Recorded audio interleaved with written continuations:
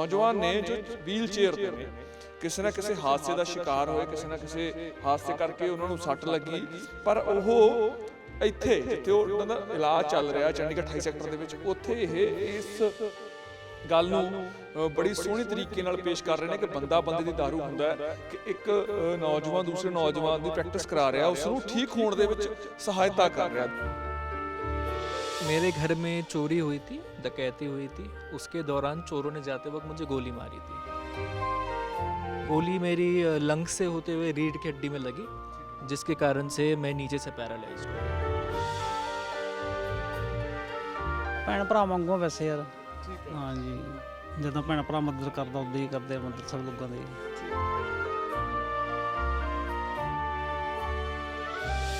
ਇਹਨਾਂ ਨੂੰ ਇਹ ਪ੍ਰੈਕਟਿਸ ਕਰਾਈ ਜਾ ਰਹੀ ਸੀ ਕਿ ਸਟੈਪ ਜਿਹੜਾ ਆ ਇੱਥੋਂ ਜਿਹੜਾ ਇਹ ਕਿਸ ਤਰੀਕੇ ਨਾਲ ਨਿਕਲਣਾ ਆ, ਕਿੱਥੋਂ ਅੱਗੇ ਮੈਂ ਕ੍ਰਾਸ ਕਰਨਾ ਆ।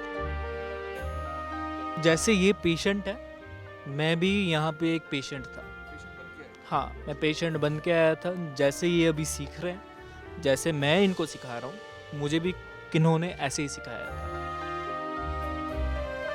जिस हिसाब से ये अभी गुजर रहे हैं, उस हिसाब से हम भी गुजरे, तो हमें पता होता है कि इनको महसूस क्या हो रहा है, क्या होने वाला है, क्या दर्द है, इनके मन में क्या दर्द है।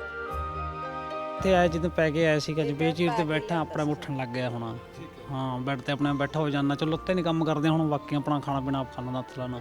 लोग तो कहते हैं कि हर समय पॉजिटिव रहो, लेकिन सबको पता है कि हर समय पॉजिटिव रहना होता नहीं है। अगर पॉजिटिव है तो नेगेटिव भी होते हैं। एक तरह का पीरियड आता है जिसमें बंदा ज़्यादा गुजरता है, सब कुछ उनको लगता है कि नहीं हो रहा है मेरे से, ये भगवान मुझे इतना क्यों क्या बोलते हैं तकलीफ़ दे रहा है। ਸਤਿ ਸ਼੍ਰੀ ਅਕਾਲ, ਤੁਸੀਂ ਦੇਖ ਰਹੇ ਹੋ ਰੋਜ਼ਾਨਾ ਸਪੋਕਸਮੈਨ ਟੀਵੀ ਤੇ ਮੈਂ ਹਾਂ ਸੁਰਖਾਬ। ਦੋਸਤੋ, ਸਿਆਣੇ ਕਹਿੰਦੇ ਨੇ ਬੰਦਾ ਬੰਦੇ ਦੀ ਦਾਰੂ ਹੁੰਦਾ ਹੈ। ਜਦੋਂ ਵੀ ਲੋੜ ਪੈਂਦੀ ਹੈ ਤਾਂ ਇਨਸਾਨ ਹੀ ਇਨਸਾਨ ਦੇ ਕੰਮ ਆਉਂਦਾ, ਲੇਕਿਨ ਅੱਜ ਦੇ ਇਸ ਕੰਪੀਟੀਸ਼ਨ ਦੇ ਯੁੱਗ ਦੇ ਵਿੱਚ, ਅੱਜ ਦੇ ਇਸ ਮੁਕਾਬਲੇ ਦੇ ਯੁੱਗ ਦੇ ਵਿੱਚ ਇਹ ਰਵਾਇਤ ਹੈ ਜਾਂ ਇਹ ਰਿਸ਼ਤਾ ਜੋ ਮਨੁੱਖ ਦਾ ਮਨੁੱਖ ਦੇ ਨਾਲ ਹੈ ਉਹ ਘਟਦਾ ਹੋਇਆ ਨਜ਼ਰ ਆ ਰਿਹਾ। ਰਿਸ਼ਤਿਆਂ ਵਿੱਚ ਕੜਤਨ ਪੈਦਾ ਹੋ ਰਹੀ ਹੈ। ਇਸ ਤੌਰ ਤੇ ਕਹਿ ਦਈਏ ਕਿ ਇੱਕ ਈਰਖਾ ਜ਼ਰੂਰ ਜਿਹੜੀ ਕਿ ਪੈਦਾ ਹੁੰਦੀ ਹੈ। ਪਰ ਜਦੋਂ ਬੰਦਾ ਬੰਦੇ ਦਾਰੂ ਦੀ ਗੱਲ ਕਰਦੇ ਹਾਂ ਤਾਂ ਇੱਕ ਤਸਵੀਰ ਅੱਜ ਨਜ਼ਰ ਪਈ ਕਿ ਦੋ ਨੌਜਵਾਨ ਨੇ ਜੋ ਵੀਲ ਚੇਅਰ ਤੇ ਨੇ, ਕਿਸੇ ਨਾ ਕਿਸੇ ਹਾਦਸੇ ਦਾ ਸ਼ਿਕਾਰ ਹੋਏ, ਕਿਸੇ ਨਾ ਕਿਸੇ ਹਾਦਸੇ ਕਰਕੇ ਉਹਨਾਂ ਨੂੰ ਸੱਟ ਲੱਗੀ, ਪਰ ਉਹ ਇੱਥੇ ਜਿੱਥੇ ਉਹਨਾਂ ਦਾ ਇਲਾਜ ਚੱਲ ਰਿਹਾ ਚੰਡੀਗੜ੍ਹ 28 ਸੈਕਟਰ ਦੇ ਵਿੱਚ, ਉੱਥੇ ਇਹ ਇਸ ਗੱਲ ਨੂੰ ਬੜੀ ਸੋਹਣੇ ਤਰੀਕੇ ਨਾਲ ਪੇਸ਼ ਕਰ ਰਹੇ ਨੇ ਕਿ ਬੰਦਾ ਬੰਦੇ ਦੀ ਦਾਰੂ ਹੁੰਦਾ ਹੈ ਕਿ ਇੱਕ ਨੌਜਵਾਨ ਦੂਸਰੇ ਨੌਜਵਾਨ ਦੀ ਪ੍ਰੈਕਟਿਸ ਕਰਾ ਰਿਹਾ, ਉਸ ਨੂੰ ਠੀਕ ਹੋਣ ਦੇ ਵਿੱਚ ਸਹਾਇਤਾ ਕਰ ਰਿਹਾ। ਦੋਵਾਂ ਨਾਲ ਗੱਲਬਾਤ ਕਰਾਂਗੇ। ਬਹੁਤ ਵਧੀਆ ਲੱਗ ਰਿਹਾ ਹੈ ਕਿ ਇਸੇ ਤਰੀਕੇ ਦੇ ਨਾਲ ਪਿਆਰ ਜਿਹੜਾ ਮਨੁੱਖਤਾ ਦੇ ਵਿੱਚ ਹੋਣਾ ਚਾਹੀਦਾ ਆ। ਸਰ, ਤੁਹਾਡਾ ਨਾਮ ਜਾਣਨਾ ਚਾਹਾਂਗੇ। मेरा नाम अश्मित है जी। अश्मित, हाँ जी, हाँ जी। कित्थों हो सर तुसी? हाँ जी, कहाँ से हो आप? मैं दार्जिलिंग से हूँ। हाँ जी, हाँ जी। अभी मैं चंडीगढ़ में सेटल हूँ और मैं इनको व्हीलचेयर स्किल्स वगैरह सिखाता हूँ। Wheelchair skill? Yes, wheelchair skills. किस तरीके ਨਾਲ व्हीलचेयर ਤੇ ਬਹਿ ਕੇ ਤੁਸੀਂ ਆਪਦੀ ਜਿਹੜੇ ਬਾਕੀ ਕੰਮ ਨੇ ਕਰ ਸਕਦੇ ਹੋ, ਕਿਸ ਤਰੀਕੇ ਨਾਲ ਤੁਰ ਫਿਰ ਸਕਦੇ? हाँ जी, हाँ जी, हाँ जी। बड़ा बढ़िया लग गया। आपको पंजाबी समझ आती है? पंजाबी थोड़ी थोड़ी आती है मुझे। हिंदी में बात कर लेते हैं। बड़ा अच्छा लगा कि इस कंपटीशन के युग में जब एक आदमी दूसरे आदमी से ईर्खा करता है, ईर्ष्या करता है, तो आज उनसे प्यार देखने में मिला। किस तरह से आप उनको बता रहे हो, किस तरह से वो आपसे सीख रहे हैं इस चीज़ों को। अच्छा, आप हादसे के बारे में जानना चाहूँगा, ये आपके साथ कैसे हुआ? जो आप तो मेरे घर में चोरी हुई थी, डकैती हुई थी। उसके दौरान चोरों ने जाते वक्त मुझे गोली मारी थी। हाँ जी, हाँ जी। तो क्या हुआ था, वो चोर मेरे दादी को मारने जा रहे थे। तब जब मैंने उनको रोका, तब पीछे से एक बंदा आके मुझे गोली मार दी थी। गोली मेरी लंग से होते हुए रीढ़ की हड्डी में लगी, जिसके कारण से मैं नीचे से पैरालाइज्ड हो गया। हाँ जी। कितने समय से आप ऐसे? ये मुझे हादसा हुआ था 12 मई 2020 को हुआ था। हाँ, तो अभी कम से कम 3 साल होने को है। हाँ जी, हाँ जी। ਭਾਜੀ, ਤੁਹਾਡਾ ਕੀ ਨਾਮ? ਰੁਲਦਾ ਰਾਮ ਜੀ, ਕਿੱਥੋਂ ਤੁਸੀਂ? ਪਟਿਆਲੇ ਤੋਂ ਵੀਰੇ। ਤੁਹਾਡੇ ਨਾਲ ਕੀ ਕਿਸ ਤਰੀਕੇ ਦਾ ਮਤਲਬ ਹਾਦਸਾ ਹੋਇਆ? ਵੀਰੇ ਮਕਾਨ ਤੋਂ ਡਿੱਗਿਆ ਸੀਗਾ ਆਪਣਾ। ਹਾਂ, ਦੁਕਾਨ ਤੇ ਇੱਕ ਸੱਟ ਲੱਗੀ ਰੀੜ ਦੀ। ਹਾਂਜੀ ਕਿੰਨਾ ਹਾਂਜੀ। ਚਿਰ ਹੋ ਗਿਆ? ਇਹਨੂੰ 3 ਮਹੀਨੇ ਹੋਣ ਨੂੰ ਚੱਲੇ। ਠੀਕ ਹੈ। ਹਾਂਜੀ ਪਹਿਲਾਂ ਤਾਂ ਬੜਾ ਔਖਾ ਹੋਇਆ ਹੋਊਗਾ। ਹਾਂਜੀ ਹਾਂਜੀ, ਹੁੰਦੇ ਫਿਰ ਚੱਲ ਜਾਂਦਾ ਭੇਦ ਬਸ ਇੱਦਾਂ ਹੀ। ਠੀਕ ਹੈ। ਹਾਂਜੀ, ਉਹ ਤੁਹਾਨੂੰ ਵੀਰ ਸਿਖਾ ਰਹੇ ਸੀ ਵੀ ਕਿਵੇਂ ਚੱਲਣਾ ਹੈ, ਕਿਵੇਂ ਇਸ ਉੱਚੀ ਜਗ੍ਹਾ ਤੋਂ ਚੜ੍ਹਨਾ ਆ। ਅੱਛਾ, ਕਿੱਦਾਂ ਦਾ ਮਹਿਸੂਸ ਹੁੰਦਾ ਕਿ ਇੱਕ ਬੰਦੇ ਦੇ ਲਈ ਪਿਆਰ ਦੇ? ਭੈਣ ਭਰਾ ਵਾਂਗੂ ਵੈਸੇ ਯਾਰ। ਠੀਕ ਹੈ। ਹਾਂਜੀ, ਜਦੋਂ ਭੈਣ ਭਰਾ ਮਦਦ ਕਰਦਾ ਉਦਾਂ ਹੀ ਕਰਦੇ ਆ ਮਦਦ ਸਭ ਲੋਕਾਂ ਦੀ। ਹਾਂਜੀ ਅੱਜ ਦੇ ਟਾਈਮ 'ਚ ਜਦੋਂ ਬੰਦਾ ਬੰਦੇ ਨਾਲ ਈਰਖਾ ਕਰਦਾ ਹੈ, ਬਹੁਤਾ ਦੇਖਣ ਨੂੰ ਮਿਲਦਾ ਹੈ, ਤੇ ਉੱਥੇ ਅਜਿਹਾ ਪਿਆਰ ਵੀ ਮਿਲਦਾ ਹੈ। ਹਾਂਜੀ ਹੁਣ ਸਾਰੇ ਪਿਆਰ ਕਰਦੇ ਆ, ਇੱਥੇ ਇੱਕ ਦੂਜੇ ਨੂੰ ਦੇਖ ਦੇਖ ਸਿੱਖੀ ਜਾਂਦੇ ਆ। ਜਦ ਮੈਂ ਇੱਥੋਂ ਚੜਨਾ ਇੱਥੋਂ ਚੜਦੇ ਉਸ ਵੀ ਚੱਲ ਜਾਂਦੇ ਬਸ। ਕਿੰਨਾ ਕੁ ਔਖਾ ਲੱਗਦਾ ਸੀ ਪਹਿਲਾਂ ਤਾਂ ਜਦੋਂ ਹੁਣ ਅਸ਼ਵਿੰਤ ਸਿਖਾ ਰਹੇ ਨੇ, ਹੁਣ ਕਿੰਨਾ ਕੁ ਫਰਕ ਪਿਆ? ਨਹੀਂ ਪਹਿਲਾਂ ਛੋਟਾ ਜਿਹਾ ਰੈਂਪ ਟੱਪਿਆ, ਫਿਰ ਵੱਡਾ, ਫਿਰ ਇਹ ਚ ਟੱਪਿਆ। ਇਹ ਤੋਂ ਵੱਡੇ ਟੱਪਣੇ ਉੱਧਰ ਹੈਗੇ ਆ, ਪਹਿਲਾਂ ਇਦੋਂ ਵੀ ਛੋਟੇ ਛੋਟੇ ਫਿਰ ਵੱਡਾ। ਹਾਂਜੀ ਹਾਂਜੀ ਸਨੀ ਇੱਕ ਵਾਰ ਦਿਖਾਇਓ ਇਹਨਾਂ ਨੂੰ। ਇਹ ਪ੍ਰੈਕਟਿਸ ਕਰਾਈ ਜਾ ਰਹੀ ਸੀ ਕਿ ਸਟੈਪ ਜਿਹੜਾ ਆ ਇੱਥੋਂ ਜਿਹੜਾ ਇਹ ਕਿਸ ਤਰੀਕੇ ਨਾਲ ਨਿਕਲਣਾ ਆ, ਕਿੱਥੋਂ ਅੱਗੇ ਮੈਂ ਕ੍ਰਾਸ ਕਰਨਾ ਆ, ਇਹ ਅਸ਼ਵਿੰਤ ਸਿਖਾ ਰਹੇ ਸੀ। ਅਸ਼ਵਿੰਤ ਤੁਸੀਂ ਹੁਣ ਟੀਚਿੰਗ ਕਰਦੇ ਹੋ, ਤੁਸੀਂ ਸਿਖਾਉਂਦੇ ਹੋ, ਅਸੀਂ ਕਹਿ ਦਈਏ ਹੈ ਨਾ, ਜ਼ਿੰਦਗੀ ਨੂੰ ਜਿਉਣਾ ਸਿਖਾਉਂਦੇ ਹੋ ਸਿੱਧੇ ਤੌਰ ਤੇ। ਕਦੇ ਛੋਟੇ ਤੋਂ ਵੱਡੇ ਤੱਕ ਜਦ ਮੈਂ ਇੰਨਾ ਕੇ ਫਿਰ ਇੰਨਾ ਫਿਰ 5 ਇੰਚ ਤੱਕ, ਫਿਰ 6 ਇੰਚ ਤੱਕ ਇਦਾਂ ਟਪਾਣੇ ਸਿਖਾਉਂਦੇ ਆ। ਹਾਂਜੀ ਤੁਸੀਂ आप मतलब आपको कितना समय लगा ये सारी चीज़ें सीखने में, और ये संघर्ष जो ज़िंदगी का आप एक नई ज़िंदगी का संघर्ष करने में? तो जैसे ये पेशेंट है, मैं भी यहाँ पे एक पेशेंट था।